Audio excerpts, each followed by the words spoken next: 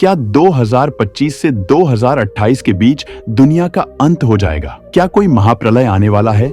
ऐसा दावा हम नहीं, बल्कि कुछ पौराणिक ग्रंथों में किया गया है। कल की पुराण से लेकर नास्त्रेदमस और बाबा वेंगा की भविष्यवाणियों की तरह 500 वर्ष पहले संत अच्युतानंद दास ने अपनी योग शक्ति के बल पर भविष्य मालिका नाम की एक किताब लिखी थी, जो आजकल बहुत चर्चा में है। ये ग्रंथ ओडिशा में जगन्नाथपुरी के मठों, मंदिरों और महंतों के पास अलग अलग रखे हुए हैं, लेकिन अच्युतानंद दास ने 318 पुस्तकें भविष्य के विषय पर लिखी हैं। इन पुस्तकों को अच्युतानंद मलिका के नाम से भी जाना जाता है। भविष्य मालिका के अनुसार धरती 3 चरणों से गुजर रही है। पहला, कलयुग का अंत होगा, दूसरा महाविनाश होगा और तीसरा आएगा एक नया युग। इन ग्रंथों को पढ़ने के बाद मन में एक प्रश्न उठता है, क्या होगा कलयुग के अंत में? दरअसल मालिका के मुताबिक कलयुग के अंत में दुनिया भर में सनातन धर्म के प्रतीक चिन्ह मिलने लगेंगे। जल प्रलय और प्राकृतिक आपदा की वजह से कई पुराने गांव और शहर दोबारा दिखाई देने लगेंगे।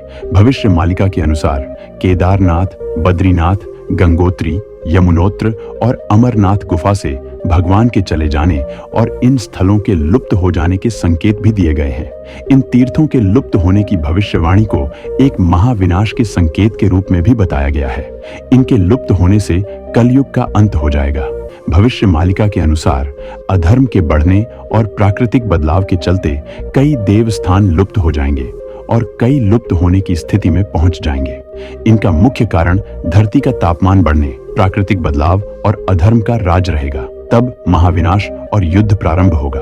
महाविनाश के बाद भगवान कल की अनंत माधन पुनः देवस्थानों की स्थापना करेंगे।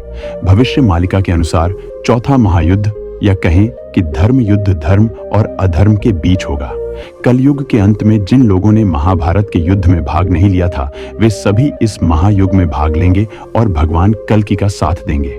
भविष्य मालिका के अनुसार चौथा धर्म युद्ध महाविनाश लाएगा। महाविनाश से पहले शिव की द्वारा किए गए इस धरती पर कुछ बदलाव देखे जाएंगे, जिसमें हमारे सामने प्राचीन काल के चिन्ह या सतयुग से संबंधित कुछ अवशेष सामने आएंगे और वो मंदिर या धर्मस्थल जो बहुत प्राचीन है, उनमें से कुछ विलुप्त हो जाएंगे। बताया जा रहा है कि महाभारत के युद्ध के समय कई लोग किसी कारणवश इस युद्ध में भाग नहीं ले पाए थे।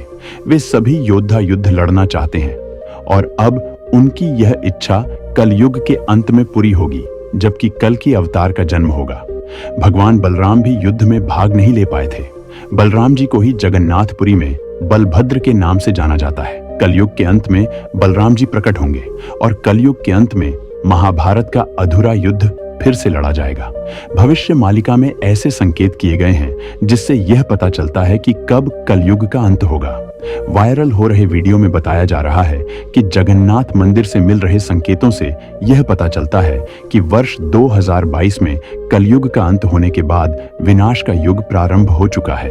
कहा जा रहा है कि शनि के कुंभ राशि में प्रवेश करते ही तीसरे विश्व युद्ध प्रारंभ की नींव पड़ जाएगी।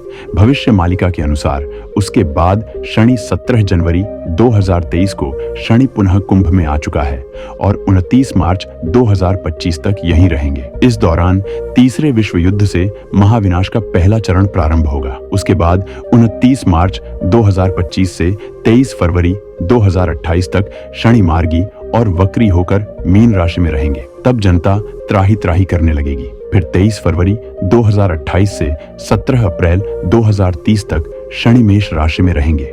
इसी दौरान महाविनाश का दौर खत्म हो जाएगा और एक नए युग का प्रारंभ होगा।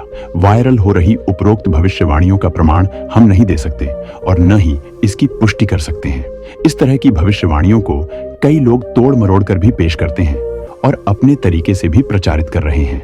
देश, दुनिया और समाज से जुड़ी ऐसी ही अनेक खबरों के लिए कृपया राष्ट्रबोध को सब्सक्राइब करें।